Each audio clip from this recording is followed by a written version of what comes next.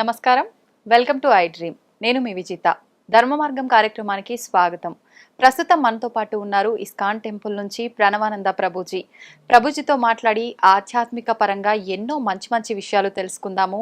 మనకు ప్రతి ఒక్కరు కూడా చెప్తుంటారు, మనం చేసుకున్న ఈ జన్మలో చేసుకున్న పాప పుణ్యాల యొక్క ఫలితమే మనం మరొక జన్మలో అనుభవించే ప్రతి ఒక్కటి కూడా ఆధారపడి ఉంటుంది అని చెప్పి. నిజంగా ఎంతవరకు ఆధారపడి ఉంటుంది? ఇదంతా నిజమేనా? ఆధ్యాత్మిక మార్గంలో నడవాలి అనంటే ఎటువంటి మనం నియమాలు పాటించాల్సి ఉంటుంది? ఆధ్యాత్మిక మార్గం వైపు గనక మనం వెళ్తే ఈ కర్మ ఫలాన్ని తగ్గించుకునే అవకాశం ఉంటుందా? ఇలాంటి మంచి మంచి విషయాలు ఇప్పుడు ప్రభుజీతో మాట్లాడి తెలుసుకుందాం. నమస్కారం ప్రభుజీ. నమస్కారం అండి. హరే కృష్ణ. హరే కృష్ణ ప్రభుజీ. ప్రభుజీ చెప్తుంటారు కదా, అందరూ కూడా మనం ఈ జన్మలో చేసుకున్న కర్మలను బట్టే మన మరుసటి జన్మలో అనుభవించే లైఫ్ ఉంటుంది అని చెప్పి. నిజంగా ఉంటుందంటారా అలా? నిజంగానే అలా ఉంటుంది కాబట్టి కర్మ సిద్ధాంతము మన సనాతన ధర్మంలో ఉన్నది. అలా లేకపోతే ఒకడు పేదవాడిలా, ఒకడు చాలా ధనవంతుడిలా, ఒకళ్ళు చాలా బుద్ధిమంతుడిగా, ఒకళ్ళు ఒక్కొక్క స్కిల్ ఒక్కొక్కడికి భగవంతుడు ఇచ్చాడు. దేని ఆధారంగా ఇచ్చారు అని అంటే పూర్వజన్మ ఫలితాన్ని బట్టి, కర్మను బట్టి ఒక్కొక్కళ్ళు ఒక్కొక్క విధంగా జన్మించారు.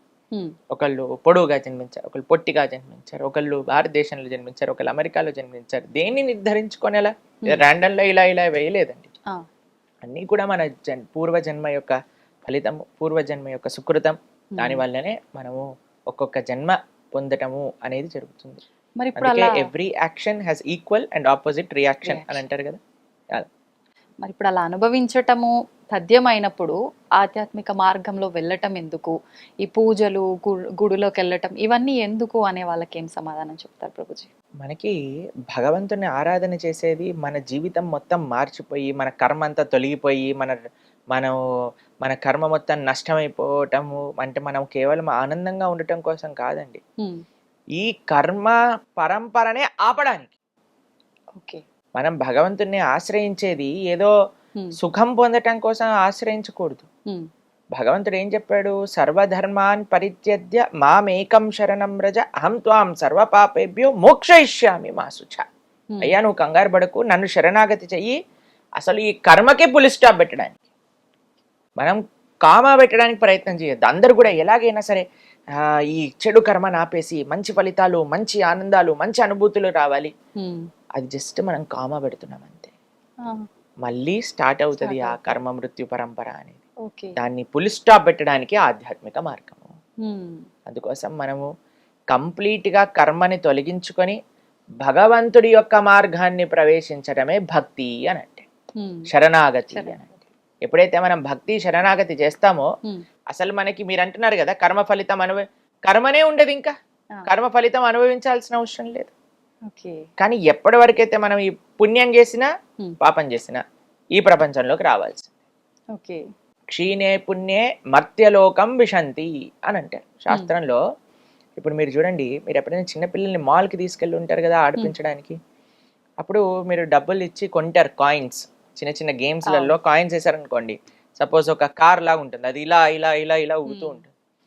మీరు ఒక 100 రూపీస్ పెట్టి 2 కాయిన్స్ కొన్నారనుకోండి, ఆ పిల్లవాడు అంటాడు, అరే అమ్మ అయిపోయింది, నాకు ఇంకా కార్డ్స్ కావాలి, ఇంకా. అరే ఎంతసేపు ఆడావో తెలుసారా, ఎంత డబ్బులో తెలుసా, 500 అయిపోయాయి. ఏం పర్వాలేదు, నాకు 1 నిమిషంలానే అనిపించింది. ఆనందం త్వరగా జరిగిపోతుందండి. ఇంత పుణ్యం చేసామనుకోండి స్వర్గంలో మనం ఇంతసేపు ఉంటాం, ఇంత పాపం చేసామనుకోండి నరకంలో ఇంతసేపు ఉంటాం.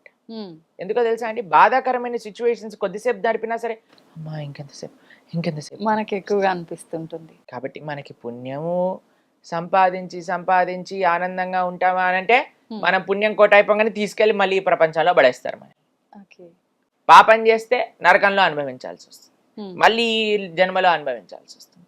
మనకి పుణ్యము వద్దు, మనకి పాపము వద్దు. భగవంతుణ్ణి శరణాగతి చేయటం వల్ల మోక్షము పొందటం మనకి ముఖ్యం. భగవంతుడి యొక్క సేవ చేసుకోవటం మనకి ముఖ్యం. అందుకే ఆధ్యాత్మికత. కానీ ఇప్పుడు ఆధ్యాత్మికత అంటే ఎలా మారిపోయింది తెలుసా అండి? ఈ పరిష్కారం చేయండి, మీకుండే కష్టాలు పోయి మీకు సుఖ సంపత్తులు మొత్తం వచ్చేస్తాయి. ఇది ఆధ్యాత్మికత కానే కాదు. ఇది కేవలం భౌతికమైన పుణ్యము మాత్రమే. ఆధ్యాత్మిక మార్గం అంటే పాపానికి సంబంధం లేదు, పుణ్యానికి సంబంధం లేదు. కేవలం భగవంతుడి యొక్క సేవ, భగవంతుడి యొక్క భక్తి. ఇది ఆధ్యాత్మిక మార్గం. అందుకోసం మనం భగవంతుడిని ఆశ్రయిస్తాం, భక్తి మార్గంలో ధర్మ మార్గంలో ముందుకెళ్ళాలి అని సంకల్పం చేసుకుంటాం. ప్రభుజీ భక్తి శరణాగతి అన్నారు కదా, ఏంటి రెండిటి మధ్య వ్యత్యాసం? భక్తి అంటేనే శరణాగతి, శరణాగతి అంటేనే భక్తి భావనతో ఉండుట. శరణాగతి అంటే స్వామి నేను నీకు చెందిన వాడిని, నీవు తప్ప నాకు ఇంకెవరూ తెలియదు అని ఒక భావన శరణాగతి. శరణాగతి చేశాక ఏం చేయాలి? భగవంతుడి యొక్క భక్తి చేయాలి. భగవంతుడి యొక్క భక్తి అంటే ఏంటి? శ్రవణం కీర్తనం విష్ణు స్మరణం పాద సేవనం అర్చనం వందనం దాస్యం సాఖ్యమాత్మ నివేదనం. చక్కగా భగవంతుడి గురించి వినటం, భగవంతుడి యొక్క నామాన్ని కీర్తన చేయటం, భగవంతుడికి అర్చన చేయటం, ఇలా నవవిధ భక్తి మార్గాలలో భగవంతుని ఆశ్రయించటం, ఇదే భక్తి శరణాగతి అని అంటే. ప్రభుజీ కలియుగంలో ఇప్పుడు మనకు ధర్మం అనేది ఒకే పాదం పైన నడుస్తుంది, ఆల్రెడీ అంత అధర్మమే నడుస్తోంది అని చెప్పి జరిగే అరాచకాలు ఘోరాలు చాలా చాలా చూస్తున్నాం. మరి ప్రస్తుతమే ఇలా ఉంటే ఇంకా ముందు ముందు ఎలా ఉండబోతుంది అంటారు? ఇంకా మనకి నిజంగా చెప్పాలి అంటే ఇది సంధికాలము అని అంటారు. అంటే ద్వాపర యుగానికి కలియుగానికి 5 నుంచి 10,000 సంవత్సరాలు సంధికాలం. అంటే ఇట్ ఈస్ జస్ట్ ట్రైలర్. ఇంకా సినిమా ఉంది ముందు ముందు. కాబట్టి ఇప్పుడు కానీ ఈ ట్రైలరే ఇక్కడ ఉంది. అమ్మో కలియుగం ఇలా పెరిగిపోయింది, ఇలా పెరిగిపోయింది, భక్తి చేయలేమని ఇప్పుడే అనుకుంటే ముందెళ్ళైతే ఇంకా చేయలేం. అందుకే మేము అందరికి చెప్పేది ఏంటంటే ఇప్పుడే ఇలా ఉంటే ఇంకా ముందు ముందు ఎలా ఉంటుంది. కాబట్టి ఈ జన్మను వదిలేసుకోకండి. ఈ జన్మ వదిలేసుకొని మళ్ళీ మనం పుట్టామనుకోండి, అప్పుడు ఎవ్వరు ఐ డ్రీమ్స్ టీవీలో భగవంతుడి గురించి చెప్పేవాడు ఉండరు అనమాట. అప్పుడు అందరూ సినిమాల గురించి సీరియల్ గురించి మాట్లాడే వాళ్ళే ఉంటారు. కాబట్టి మనకి ఇప్పుడు కలియుగంలో స్టార్టింగే ఇది. ఇంకా స్టార్టింగ్ లో ఉన్నాం కాబట్టి ఇంత ప్రభావం అనిపిస్తుందా మీకు? అందుకోసమే మనం జాగ్రత్తగా, అందుకే మనం అంటాం కదా దీపం ఉన్నప్పుడే ఇల్లు చక్కబెట్టుకోవాలని. అందుకే ఈ జన్మలోనే ఎంత వీలైతే అంత ఆధ్యాత్మిక మార్గంలోకి మనం వచ్చి భౌతికత ఎన్నో జన్మలు మనం భౌతిక సంసారం చేసేసామండి, దాన్ని పక్కన పెట్టి ఆధ్యాత్మిక మార్గంలో ముందుకెళ్ళడానికి ప్రయత్నం చేయాలి అని ఎందుకు చెప్తున్నాము అని అంటే ఇది ఇంకా స్టార్టింగ్ టైమే ఇలా ఉంది. ఇంకా ముందు ముందు వెళ్ళాక ఎలా ఉంటుందో ఆలోచన చేయండి. కాబట్టి అందరూ చాలా జాగ్రత్తగా ధర్మ మార్గంలో ముందుకెళ్ళాలి. ఈ సమయంలో మనకున్న అదృష్టం ఏంటో తెలుసా అండి? ఇంతమంది యొక్క ఆధ్యాత్మిక తత్వ మధ్యలో మనం ఉన్నాం. ఇంకా మనం హరినామ సంకీర్తనం జరుగుతుంది, యజ్ఞాలు జరుగుతున్నాయి, ఆలయాలు ఉన్నాయి, జనాలు వస్తున్నారు ఆలయాలకి, వ్రతాలు పూజలు అన్నీ జరుగుతున్నాయి. ఇంకా ముందుకు వెళ్తూ వెళ్తూ వెళ్తూ ఉంటే ఇవన్నీ తగ్గిపోతాయి. అందుకోసం చాలా జాగ్రత్తగా ఉండాలి. అందుకనే ప్రతిసారి కూడా ఆధ్యాత్మిక మార్గంలో వెళ్ళాలి వెళ్ళాలి పుణ్యాలు చేసుకోవాలని చెప్తుంటారు ప్రభుజీ. ప్రభుజీ భగవంతుడు సర్వత్రా ఉన్నాడు, ప్రతి ఒక్కరిలో భగవంతుడు ఉన్నాడు, ఎక్కడ చూసినా భగవంతుడు ఉన్నాడు, భగవంతుడు లేని ఒక ప్లేస్ అనేదే లేదు అంటుంటారు కదా. మరి భగవంతుడు అంతటా ఉన్నప్పుడు ఎందుకు ప్రత్యేకంగా ఆలయాలకి గుళ్ళోకి వెళ్ళి భగవంతుడిని దర్శనం చేసుకోవాలంటారు? గాలి అంతటా ఉంది కదండి. కానీ మన కార్లో టైర్లో పంచర్ అయింది అనుకోండి, మనం ఈ పంచర్ షాప్కి వెళ్ళి అక్కడ ఎందుకు గాలి కొట్టించుకుంటాం? గాలి అంతటా ఉంది, గాలి కొట్టించుకుంటారా మీరు ఎప్పుడైనా వెహికల్లో? ఇక్కడ నుంచి గాలి ఇలా పట్టుకొని లోపలికి పంపించచ్చు కదా. సాధ్యపడదు కదా. ఎందుకు సాధ్యపడదు? గాలి అంతటా ఉంది కదా. అవును, సాధ్యపడదు.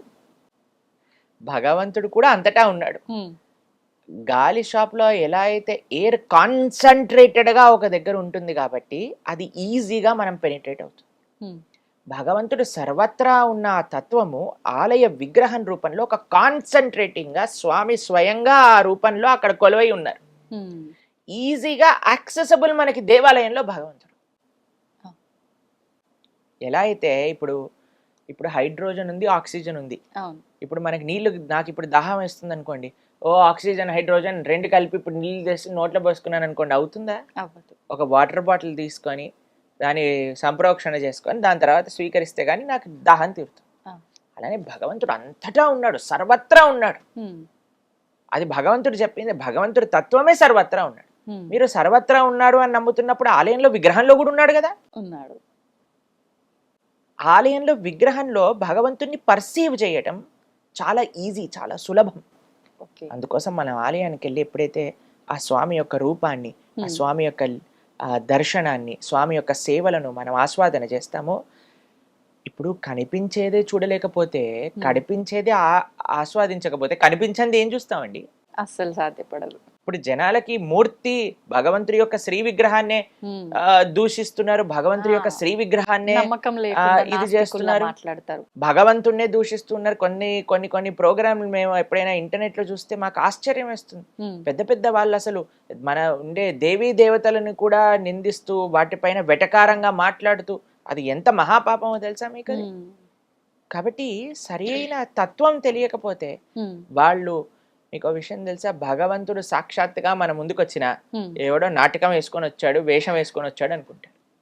నిజమే. భగవంతుడిని చూడడానికి భగవంతుడి యొక్క కృప ఉండాలండి, లేకపోతే పర్సీవ్ చేసుకోలేరు. నిజంగా అంతటి అదృష్టం దక్కుతుందంటారా ప్రభుజీ? నిజంగా మన ముందుకి- బ్రహ్మాండంగా ఎవరైతే వినయంతో, గర్వం లేకుండా శాస్త్రం పైన, ఆచార్యుల పైన, భక్తుల పైన నమ్మకం పెడతారో అటువంటి వాడికి భగవద్ దర్శనం అయి తీరుతుంది.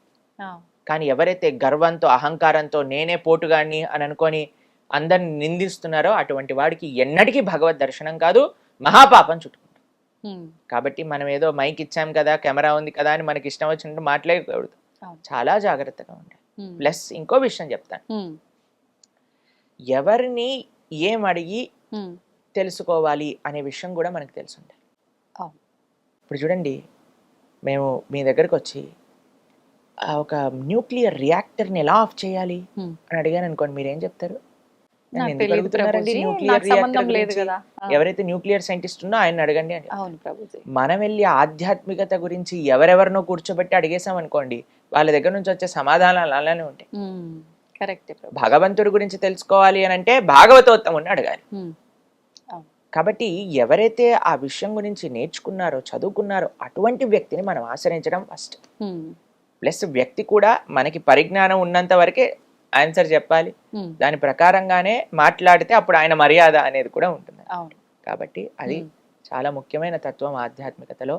తెలిసిన విషయాలు వినయంగా ఎప్పుడైతే మనం స్వీకరిస్తామో భగవంతుడు కనిపించి తీరుతాడు, దాంట్లో ఎటువంటి సందేహం లేదు. ఎవరో కోటికి ఒకరు ఉండుంటారు అట్లాంటి అదృష్టవంతులని నేను అనుకుంటా ప్రభుజీ ఈ కలియుగంలో. కృష్ణుడు భగవద్గీతలో ఏమని చెప్పారు తెలుసా? మనుష్యానాం సహస్రేషు, అంటే 1,00,000 మందిలో ఒక్కడు భగవంతుని తెలుసుకుంటాడు. వాసుదేవ సర్వమితి సమహాత్మ సుదుర్లభ, చాలా చాలా దుర్లభం భగవంతుడే అంతటా ఉన్న తత్వము అని తెలుసుకునేవాడు అని. పాపం కృష్ణుడికి ఆ ఎక్స్పెక్టేషన్ ఉందంటే అది రియాలిటీనే కదండి. పాపం కృష్ణుడి ఎక్స్పెక్టేషన్ అంతే ఉంది. బహూనాం జన్మనామ్యంతే జ్ఞానవాన్ మాం ప్రపద్యతే వాసుదేవ సర్వమితి సమహాత్మ సుదుర్లభ. బహూనాం చాలా చాలా జన్మలు ఎత్తి ఎత్తి సంసారంలో అనుభవించి అనుభవించి అనుభవించి తర్వాత తెలుస్తుందట అటువంటి వ్యక్తికి అయ్యా కృష్ణుడే సర్వత్వము అని. అటువంటి వ్యక్తి చాలా దుర్లభమైన మహాత్ముడు అని కృష్ణుడు చెప్పాడు భగవద్గీత. కాబట్టి అంత ఈజీ కాదండి భగవంతుడి గురించి అర్థం చేసుకోవటం. కానీ ఎవరికైతే వినయం ఉంటుందో, విశ్వాసం ఉంటుందో వాడు అర్థం చేసుకోవచ్చు. ఇది సీక్రెట్.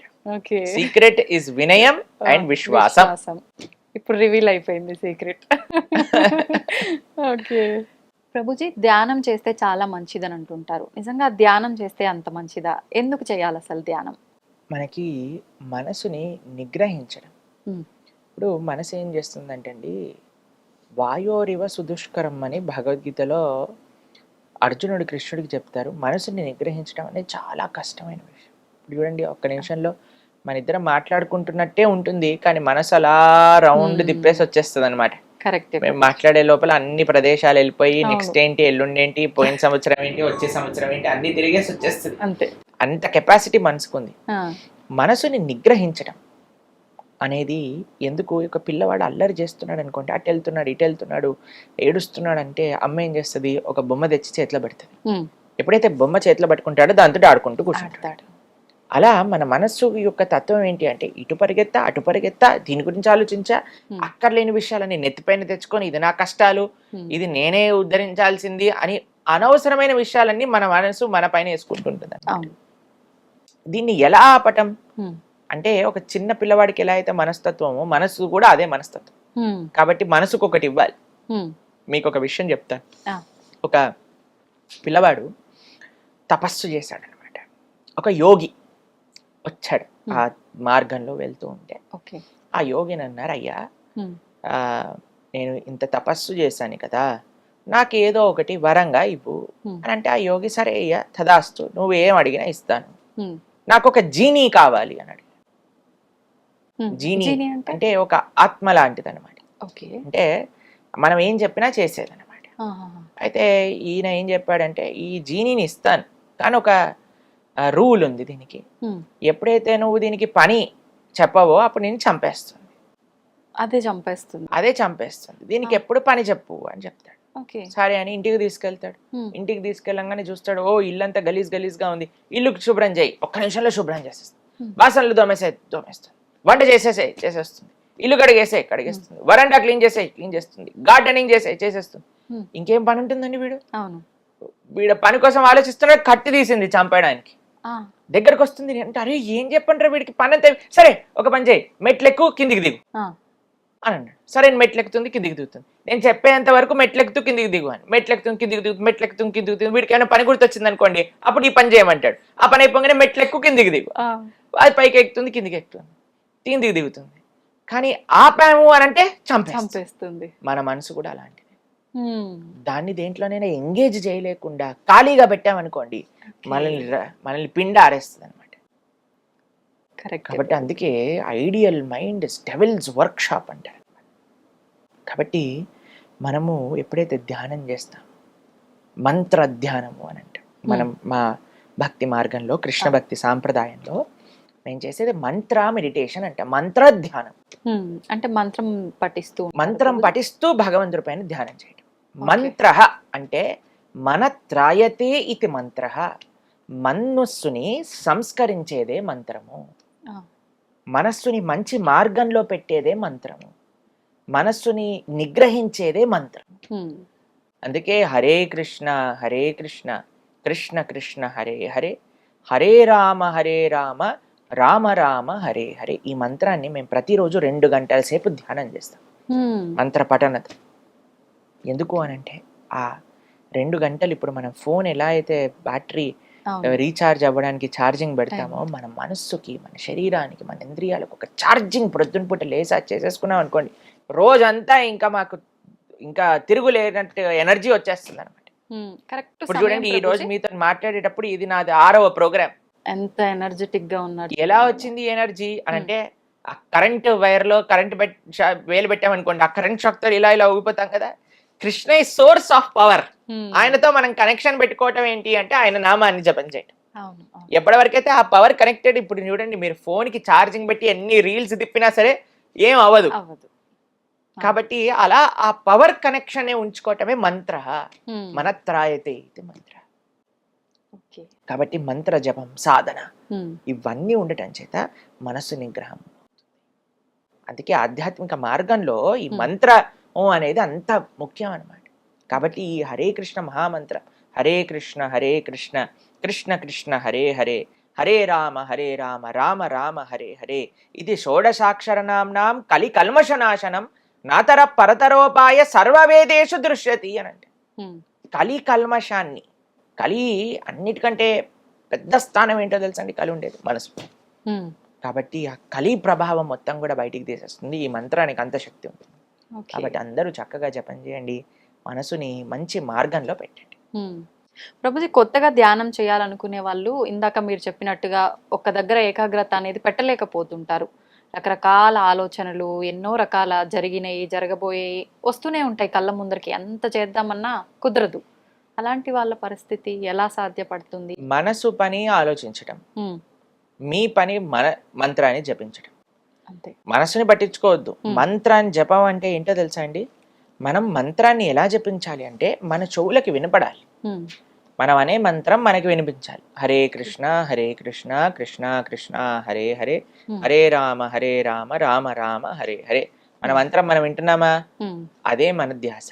మనసు అక్కడ వెళ్ళండి, ఆస్ట్రేలియాకి వెళ్ళనివ్వండి, యూకేకి వెళ్ళనివ్వండి, అమెరికాకి వెళ్ళనివ్వండి, అది పడివ్వండి. మనం ఎప్పుడైతే ఇలా మెల్లమెల్లగా మంత్రాన్ని వింటూ వింటూ వింటూ జపిస్తూ ఉంటామో, ఇప్పుడు చూడండి పిల్లలు అల్లరి చేస్తున్నప్పుడు వాళ్ళు ఏమనుకుంటారంటే అమ్మ ఏదో కిచెన్లో బిజీగా ఉంది, నాన్న ఆఫీస్ పని చేసుకుంటున్నాడు కాబట్టి అటు ఇటు వెళ్తున్నాడు. కానీ ఒకసారి అమ్మ ఏయ్ అన్నదనుకోండి, వాళ్ళు అక్కడ ఉంటారు. మంత్రం ఏం చేస్తుంది, మనసు ఇటు ఇటు అటు ఇటు పరిగెత్తుంది. హరే కృష్ణ అనగానే అయ్యో వీడు ఏం చేస్తున్నాడు, గమనిస్తున్నాడా నన్ను నేను అటు ఇటు పరిగెత్తుతున్నానని వచ్చి మన దగ్గర కూర్చుంటుంది. మెల్లమెల్లగా మెల్లమెల్లగా మెల్లమెల్లగా ఆ సాధన వల్ల మనసు మన దగ్గరకు వస్తుంది. ఫస్ట్ మనసు గురించి పట్టించుకోకండి, మంత్రం పైన ఫోకస్ పెట్టండి. మంత్రం ఎప్పుడైతే మనం అధ్యయనం చేస్తున్నామో మనస్సు కూడా మన దగ్గరకు వచ్చి కూర్చుంటుంది, చక్కగా మనం చెప్పిన మాట. సమయం పడుతుంది, ఓపిక అవసరం. సమయం చూసుకోవాలంటారా ప్రభుజీ ధ్యానం చేయటానికి? కరెక్ట్ సమయం ఏంటంటారు? తెల్లవారుజామున సత్వగుణంలో ఉన్నప్పుడు అన్నిటికంటే బెస్ట్. ఎందుకంటే ఒకసారి టైం ప్రోగ్రెస్ అవుతూ ఉంటే మీకు తెలుసు, అవును, పిల్లలు, స్కూలు, ఇంట్లో పనులు, వంటలు, ఆఫీసులు, పరిగెత్తటం, అప్పుడు వచ్చి మిమ్మల్ని ప్రశాంతంగా కూర్చొని జపం చేయమంటే మీకు అవుతుందా చెప్పండి? అస్సలు కుదరదు.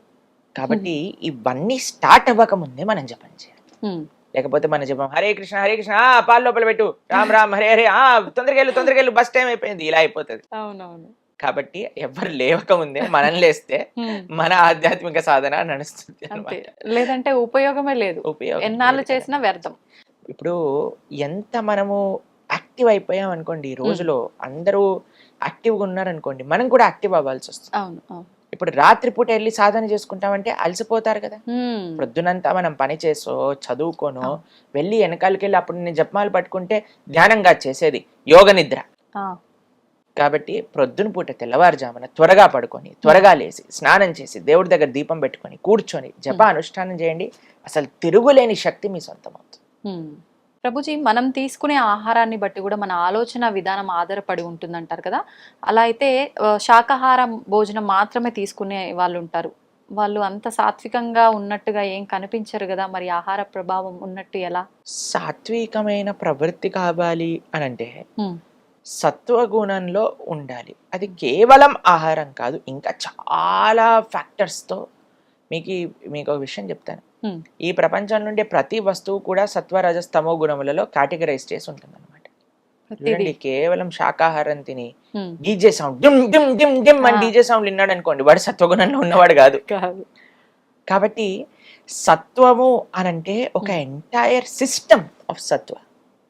సత్వగుణంలో ఉండే వ్యక్తి ఏం చేస్తాడు, తెరవారుజాములు లేస్తాడు, స్నానం చేసుకుంటాడు, ప్రతిరోజు దేవాలయానికి వెళ్తాడు, చక్కగా సాత్వికమైన ఆహారాన్ని. ఇప్పుడు అన్ని సత్వగుణంలో ఉండే వస్తువులన్నీ కూడా మనస్సు పైన ప్రభావం చూపిస్తుంది. అన్నిటికంటే పెద్ద ఫ్యాక్టర్ ఆహారం, ఇది గమనించాలి. ఆహారం ఒక్కటే ఫ్యాక్టర్ కాదు. అర్థమైందా మీకు రెండిట్లో ఉండే డిఫరెన్స్? అర్థమైంది. కాబట్టి ఆహారం అన్నిటికంటే ముఖ్యమైన ఫ్యాక్టర్. ఎవరైనా కానీ తమో గుణం రజోగుణం అంటే మాంసాహారాదులు కానీ మద్యము కానీ ఇటువంటి సేవించారనుకోండి, వాళ్ళకి సత్వగుణంలోకి రావటం చాలా చాలా కష్టం, చాలా అంటే చాలా కష్టం. కాబట్టి ఎవరైనా ఈ మానవ జన్మని చక్కదిద్దుకోవాలి అని అనుకున్న వారు ఎవరైనా ఉంటే సాత్వికమైన ఆహారాన్ని తీసుకోవటమే శ్రేయస్కరం. మాంసాహారము మహాపాతకములలో ఒకటి అని శాస్త్రములో చెప్పున్నది. కాబట్టి మనం ఎప్పుడు కూడా మాంసాహారం వైపు వెళ్లకుండా కూరగాయలలో కూడా సత్వరజస్ తమో గుణములు కలిగి ఉల్లిపాయలు తమో గుణం రజో గుణానికి చెందినవి. కాబట్టి ఇప్పుడు ఆహారంతో పాటు మిగతావన్నీ కూడా మనం దృష్ట్యా పెట్టుకుంటే అప్పుడు మనకి మంచి సత్వగుణంలో ఉన్న వాళ్ళం అవుతాం. ఇప్పుడు మీకు ఒక విషయం చెప్తానండి. ఇప్పుడు ఆధ్యాత్మిక మార్గంలో ఉన్న వాళ్ళకి కొన్నిసార్లు మీరు అనుకోవచ్చు, అరే వీళ్ళకి కోపం ఉంది కదా, అరే ఈయన ఇలా మాట్లాడుతున్నాడు కదా, అలా అనుకున్నారనుకోండి. మీకు ఒక విషయం చెప్తాను. ఒక వ్యక్తి రోగం ఉన్నది, ఓకేనా, నడుము నొప్పి ఉంది, కాళ్ళ నొప్పి ఉంది, తలనొప్పి ఉంది, జ్వరంగా ఉంది, గొంతు నొప్పి ఉంది, థ్రోట్ ఇన్ఫెక్షన్ లాగా అనిపిస్తుంది, ఇంట్లోనే కూర్చున్నాడు. ఇంకా పెరుగుతుంది రోగం. పక్కింట్లో ఇంకొకటి కూడా అదే సిమ్టమ్స్ ఉన్నాయి. ఆయన డాక్టర్ దగ్గరికి వెళ్ళి జాయిన్ అయ్యాడు. డాక్టర్ అన్నాడు, నువ్వు సెలైన్ పెట్టుకో, ఈ మెడిసిన్ వేసుకో అని. ఇప్పుడు సెలైన్ పెట్టి మెడిసిన్ వేసుకున్న మరుక్షణం మొత్తం రోగం పోతుందా? టైం పడుతుంది, కొద్దిగా టైం పడుతుంది. ఆధ్యాత్మిక మార్గంలో ప్రయాణించే వ్యక్తి రోగం ఉంది అని తెలుసుకొని డాక్టర్ దగ్గర వెళ్ళిన వ్యక్తి. కాబట్టి మెల్లమెల్లగా రోగం పోతుంది, ఎందుకంటే చికిత్స చేసుకుంటున్నాడు కాబట్టి. కానీ ఈ వ్యక్తి ఎవరైతే బయట నుంచి అరుస్తున్నాడో, వాడికి ఇంకా జ్వరం ఉంది, వాడికి ఇంకా అహంకారం ఉంది, కోపం ఉంది అన్నవాడు, వీడైతే ఇంకా హాస్పిటల్కి రావట్లేదు, ఆ ప్రయత్నమే లేదు కదా.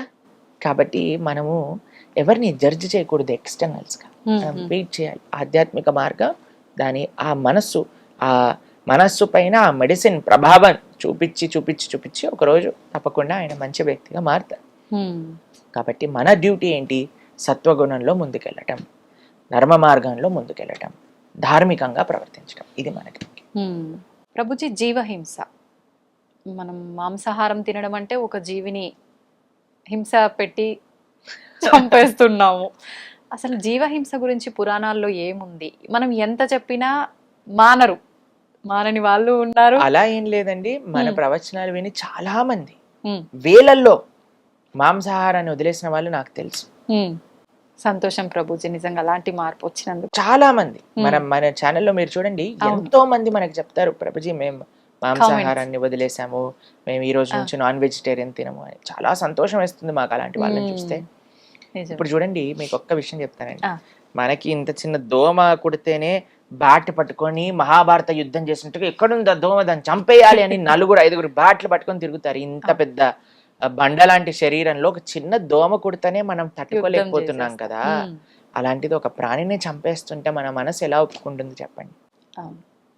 శాస్త్రంలో ఏం చెప్పారు తెలుసా?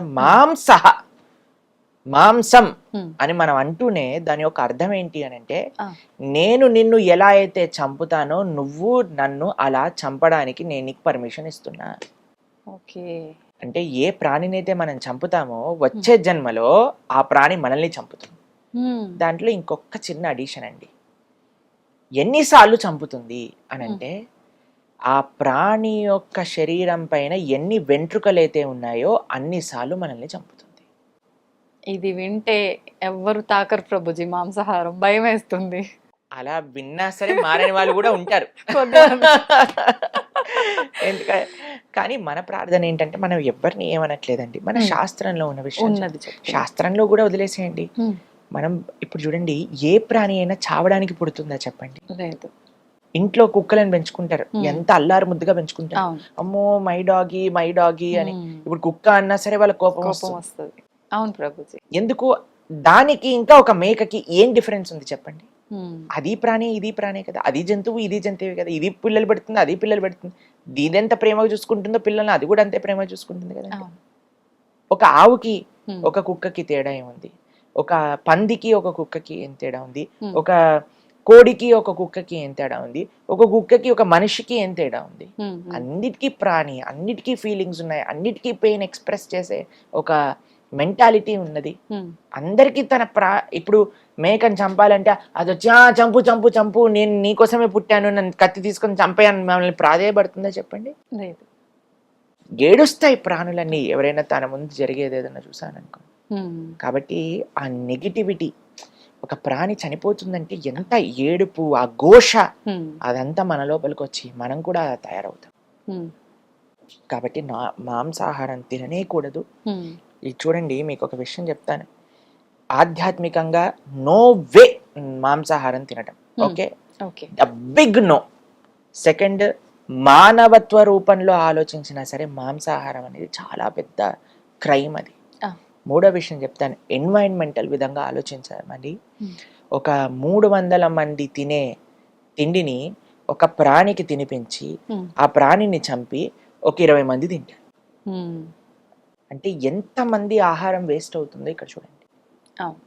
కేవలం ఒక 50 మంది 20 మంది తినే తిండికి 350 మంది తినే తిండిని ఒక ప్రాణికి తినిపిస్తున్నాం. ఎన్వైరన్మెంటల్ ఇంబ్యాలెన్స్ అవ్వడానికి ఇది చాలా పెద్ద కారణం. ఎన్వైరన్మెంటల్గా, అలానే మానవీయంగా, అలానే చూస్తే మీరు ఆధ్యాత్మికంగా, ఆరోగ్యరీత్యా మీకు 100 ఎగ్జాంపుల్స్ చూపిస్తాను. డాక్టర్స్ ఇప్పుడు మాంసాహారం వద్దు, వీగన్ అని ప్రపంచం మొత్తం కూడా వీగనిజం, ప్లాంట్ బేస్డ్ డైట్ అని వైపు వెళ్తూ ఉంటుంది, మీరు చూసే ఉంటారు. కాబట్టి ఇప్పుడు చూడండి, చాలా మంది అంటారు మనకి ఇలా కెనైన్ టీట్ ఉన్నాయి, కెనైన్ టీట్ ఉంటే మనం కార్నివరస్ అని. ఇప్పుడు కార్నివరస్ ఇప్పుడు చూడండి, కుక్క కానీ మీరు పులి కానీ ఏం చేస్తాయండి? అదేమన్నా వండుకొని తింటాయా? మసాలాలు వేసి తందూరి చేసుకొని తింటాయా? అది పచ్చిగా తింటాయి. కాబట్టి దానికోసమని ఆ పండ్లు ఇచ్చారు, మీరు కూడా పచ్చిగా తినండి. వెళ్ళి మార్కెట్లో ఎక్కడ మేక అనిపిస్తుంది అని పట్టుకొని యాని కొరికి తినండి, అప్పుడు మనకేం ప్రాబ్లం ఉండదు. కానీ మనం మాత్రం దాన్ని చంపి వండుకొని తింటున్నావు అంటే you are not meant for that. Plus మీకు ఒకటి చెప్తాను, కార్నివరస్ యానిమల్స్ అంటే మాంసాహారం తినే జంతువులకి ప్రేగులు చిన్నగా ఉంటాయి, ఓకే. ఎందుకంటే అది తొందరగా బయటికి వెళ్ళిపోవాలన్నమాట. కానీ మనది ఆవుకి ఎలా అయితే హర్బివరస్ యానిమల్స్ కి ఎలా అయితే ఇంటెస్టైన్స్ ఉంటాయో అలా మనకు ఉంటాయి. అలా మనకి ఇంటెస్టైనల్ సిస్టమ్ వచ్చినప్పుడు మనం ఎప్పుడైతే మాంసాహారం తింటామో అది అరగడానికి 2-3 రోజులు పడుతుంది. ఓకే. అంటే మన శరీరంలోనే కుళ్ళిపోతుంది అన్నమాట. కుళ్ళిపోతుంది. దానివల్ల కొలెస్ట్రాల్ అని, క్యాన్సర్స్ అని చాలా ఎక్కువ మనకి రీసెర్చెస్ కూడా ఉన్నాయి. చూస్తున్నాం ప్రభుజీ ప్రెజెంట్. ఇది ఆరోగ్యరీత్యా. తర్వాత మీరు ఎన్నైనా మీరు చెప్పండి ప్రభుజీ ఏ ఫ్రంట్ లో మాంసాహారం తింటాం కరెక్ట్ అంటే ఏ ఫ్రంట్ లో కూడా మాంసాహారం తింటాం. మాంసాహారాన్ని బంద్ చేసేయాలి. కానీ ప్రభుజీ మీరు అన్నారు ఆధ్యాత్మిక పరంగా దూరము ఏ రకంగా పనికి రాదు అని. కొంతమంది అంటారు ఇప్పుడు ఆధ్యాత్మిక పరంగా అమ్మవార్లకి జంతు బలులు ఇస్తుంటారు, అది ఎప్పటి నుంచో వస్తున్న ఆచారము. అమ్మ వారు అని మీరు అంటున్నారు కదా, అమ్మతనము అని మనం ఒక దేవతని అమ్మ అని పిలిచినప్పుడు నీకెంత అమ్మనో ఆ మేకకు కూడా అంతే అమ్మ ఆ తల్లి. శివుడిని ఏమంటారండి? పశుపతి అని అంటారు. అంటే పశువులకి ఆయన పతి, అంటే పశువులకి ఆయన ఒక నియంత, పశువులకి స్వామి.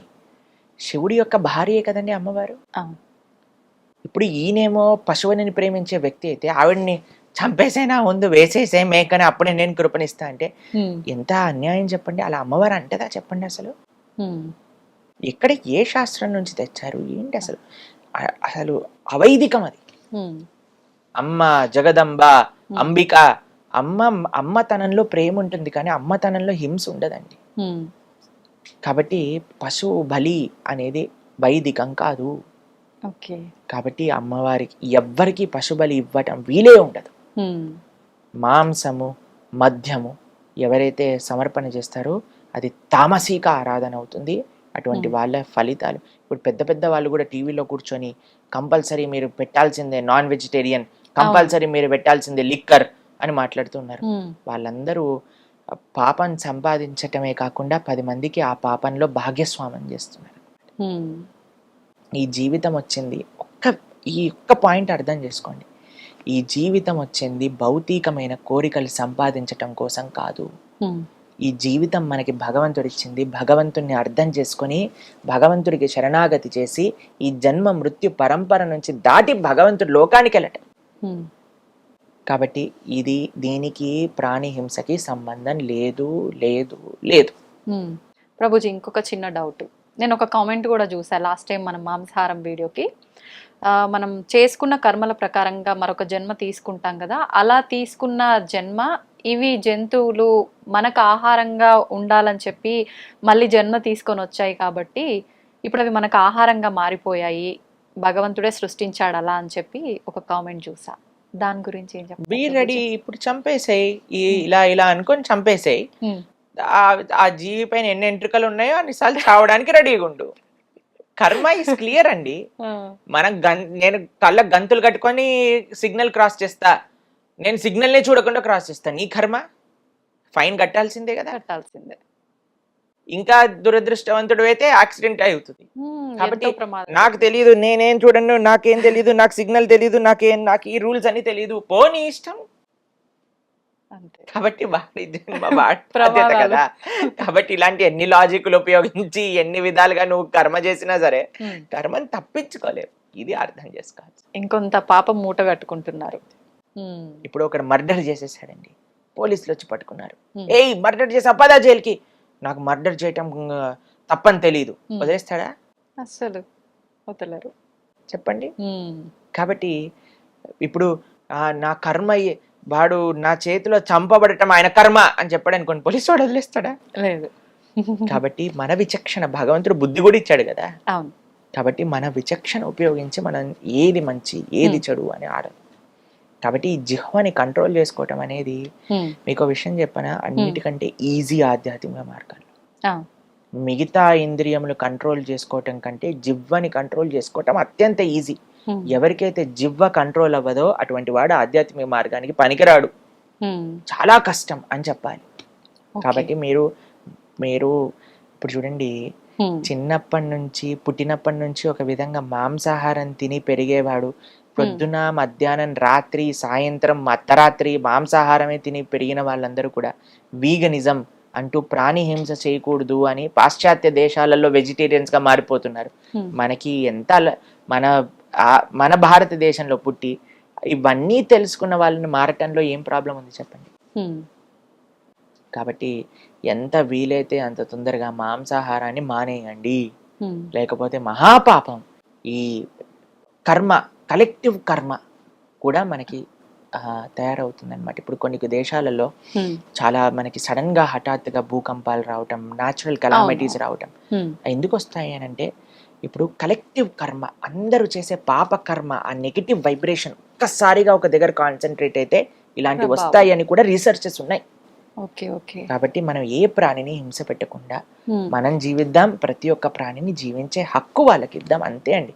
మనం ఏదో సృష్టించి అందరిని ఉద్ధరించి ఏం చేయాల్సిన అవసరం లేదయ్యా.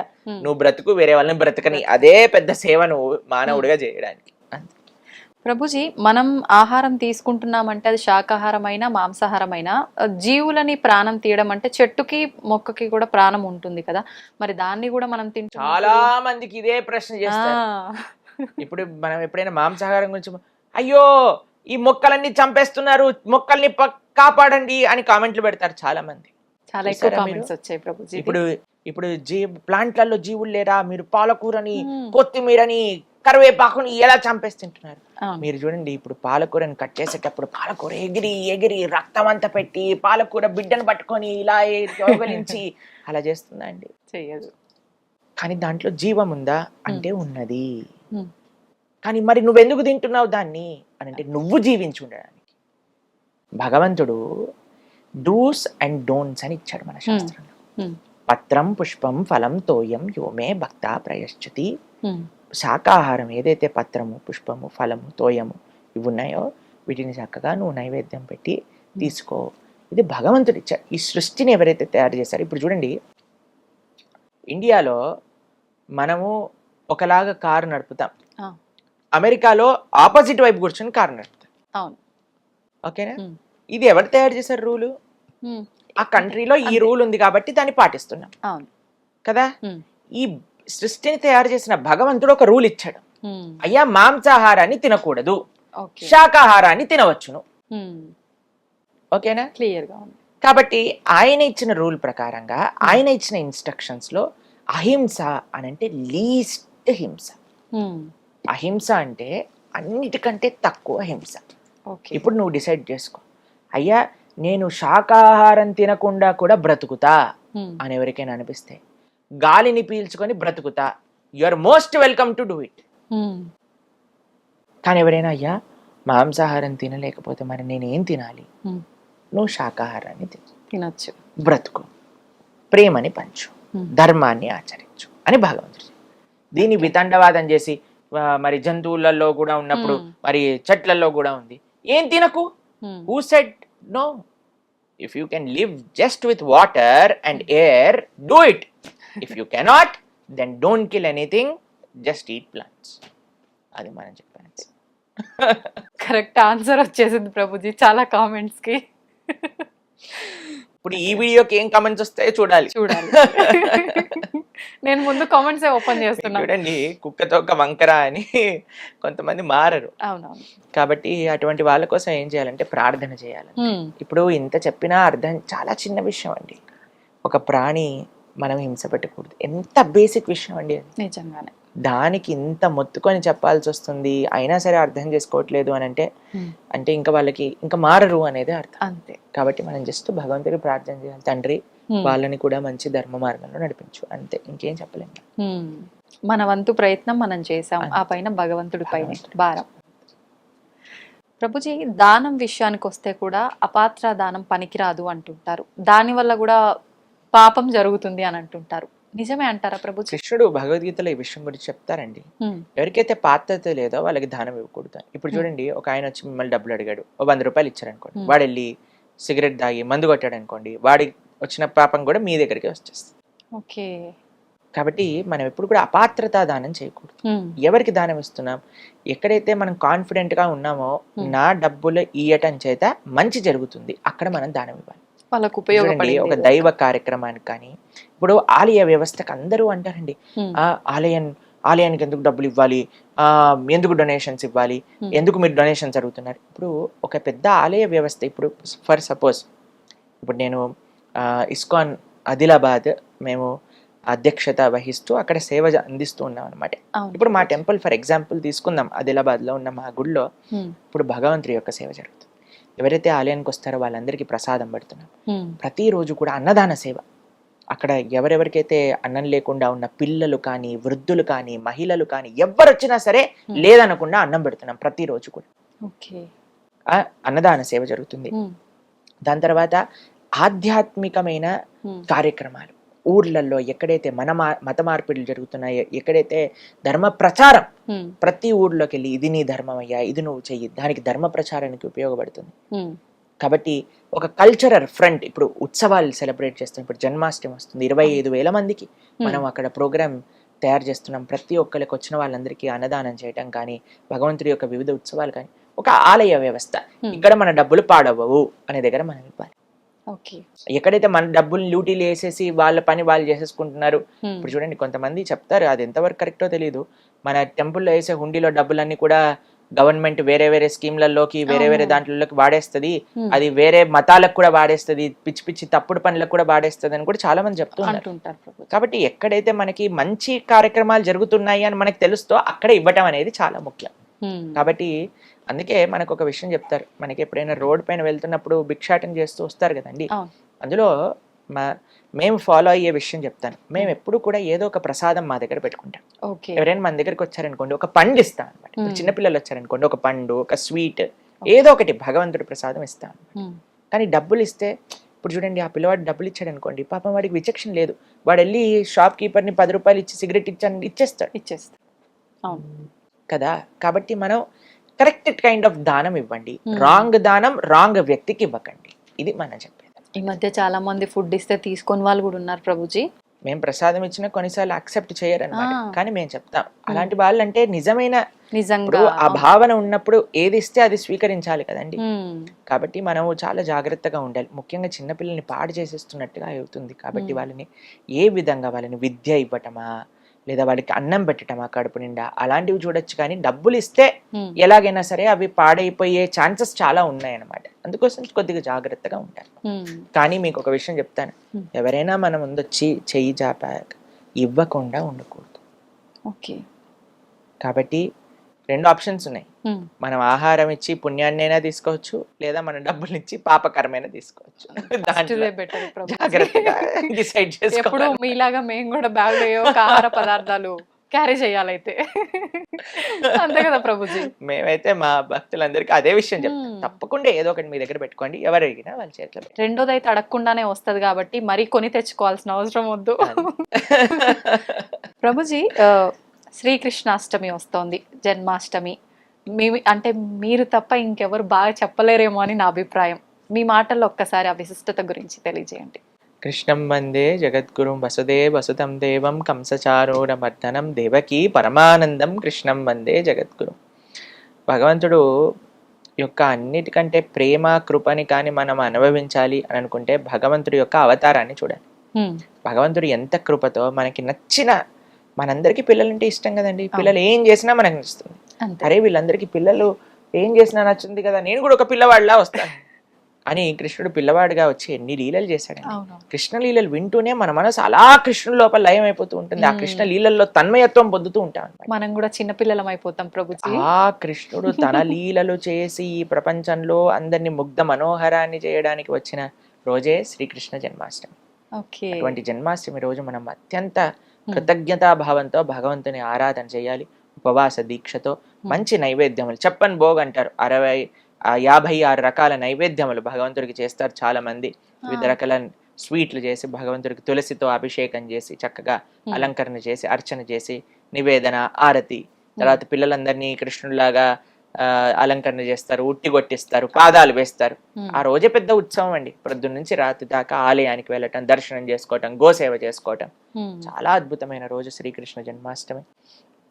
భగవంతుడు ఆవిర్భవించినప్పుడు ఎంత సుందరంగా వైభవంగా ఆవిర్భవించారు అని పోతన గారు చెప్తారు భాగవతంలో. జలధరు దేవు నాజాను చతుర్బాహు సరసీలు జాక్షు విశాలాక్షు జారు గదా శంఖ చక్ర పద్మ విలాసు కంఠ కౌస్తుభమని కాంతిబాను కమనీయ కటిసూత్ర కంకణ కేయూర శ్రీవత్సలాంఛనాంచిత విహారు సురకుండల ప్రభాయుత కుంటల లాటు వైడూర్యమని గణవర కిరీటు బాలు పూర్ణేందు రుచిజాలు సుగుణాల బాలు భక్తలోకపాలు కృపావిశాలు జూచి తిలకించి పులకించి యొబ్బి చెలరేగే వసుదేవుడు ఉత్సహింపే అని అంటారు పోతన గారు భాగవతంలో. అంత ఉత్సవంగా కృష్ణుడు ఆవిర్భవించారట. అటువంటి తడబాటు ఎక్కడా లేదేంటి ప్రభుజీ మీకు? ఆ స్వామిని పలికిస్తే మనం పలుకుతాం, స్వామి మర్చిపోయారనుకో మనం కూడా మర్చిపోతాం. ఇదే శరణాగతి అంటే, స్వామి నేను ఇక్కడికి వచ్చి కూర్చున్నాను, నువ్వేం పలికిస్తే అది పలుకుతాం. అందరికి మంచి చేసేవి పలికించు అని ప్రార్థన చేసి కూర్చుంటాం కాబట్టి ఆ స్వామి ఏది పలికిస్తే అది పలుకుతాం. ఇంత గొప్ప ఉత్సవాన్ని మనం ఎంతో వైభవంగా కృష్ణ జన్మాష్టమి చేసుకోవాలి. కృష్ణుడి లోకానికి అందించిన గీత, కృష్ణుడి లోకానికి అందించిన లీలలు మహా అద్భుతమైనవి. కాబట్టి మీరందరూ చక్కగా శ్రీకృష్ణ జన్మాష్టమి చేసుకొని ఆ భగవంతుడి యొక్క పరిపూర్ణ కృపా కటాక్షాలు మీ అందరిపైన ఉండాలని ప్రార్థన చేస్తూ కృష్ణం వందే జగద్గురుం. హరే కృష్ణ. ప్రభుజీ, మనకు శ్రావణ మాసం ఆల్రెడీ ప్రారంభం అయిపోయింది. శ్రావణ మాసం అనగానే శుభకార్యాలు, చాలా రకాల, ఆ నెలంతా ఒక పండగ వాతావరణం. ఆ విశిష్టత గురించి తెలియజేయండి. శ్రావణమాసంలో వరలక్ష్మి వ్రతం చేస్తూ ఉంటారు అందరూ. లక్ష్మీదేవి యొక్క కృపా కటాక్షాలు మొత్తం మన పైన వచ్చేయాలి. కానీ ఒక విషయం ఆలోచించండి, ఆ లక్ష్మీదేవి ఏం చేస్తుంది? నారాయణుడి యొక్క పాద సేవ చేస్తుంది. కాబట్టి మన గోలు లక్ష్మీదేవిని ప్రార్థన చేయటంలో నారాయణుడి యొక్క సేవ మనకు కావాలి అని మనం భావన చేస్తూ ప్రార్థన చేస్తే. ఎందుకంటే ఇప్పుడు భర్త ఉన్న చోటే భార్య ఉండాలి అని అనుకుంటాం. కాబట్టి ఎక్కడైతే నారాయణుడు ఉంటాడో, ఎక్కడైతే నారాయణ భక్తి ఉంటుందో అక్కడే లక్ష్మీదేవి ఆనందంగా ఉంటుంది. ఇప్పుడు లంకలో కూడా సీతమ్మ ఉంది, ఆనందంగా ఉందా? ఆనందంగా ఉందా లంకలో సీతమ్మ? రాముడితో పాటు ఉంటే ఆనందంగానే ఉంటుంది. లంకలో సీతమ్మ లేదు, ఉందా లేదా? ఉంది, కానీ బాధపడతారు. అవును. కాబట్టి మన దగ్గర డబ్బులు ఉండటం ముఖ్యం కాదండి. ఆ లక్ష్మి, డబ్బులు అంటే లక్ష్మీ స్వరూపం కదా, నారాయణుడితో ఉండటం. నారాయణుడితో ఉండటం అంటే భగవంతుడి యొక్క సేవలో ఉండటం అనేది ముఖ్యం. కాబట్టి శ్రావణ మాసంలో మీరు చేసే ప్రతి ఆరాధనలో ఒకటే ప్రార్థన చేయండి, అమ్మా నీ యొక్క అనుగ్రహం ఎంత వీలైతే అంత, కోట్లు లక్షలు లక్షల కోట్లు ఎంతైతే అంత ఇస్తావో మొత్తం ధార్మిక సేవలో నేను పెడతావు అని ఒక ఆశ్వాసన లక్ష్మీదేవికి ఇవ్వాలి. అప్పుడు బ్రహ్మాండంగా కురిపిస్తుంది ఆవిడ. మనం చేయాల్సింది ఒక సంకల్పమే. సంకల్పం, ధర్మం కోసం, దైవం కోసం మనం సేవ చేస్తాం. కృతజ్ఞతలు ప్రభుజీ, చాలా మంచి విషయాలు తెలియజేశారు. కృష్ణుడి గురించి, గొప్పతనం గురించి, ఆధ్యాత్మిక మార్గం యొక్క విలువల గురించి ప్రతిసారి మనం మాట్లాడుకుంటూనే ఉన్నాం. కానీ ఎన్నో సందేహాలు మనకు ఎన్నో కామెంట్ల రూపంలో తెలియజేస్తూనే ఉన్నారు. అవన్నీ కూడా చక్కగా వివరించారు ప్రభుజీ. హరే కృష్ణ.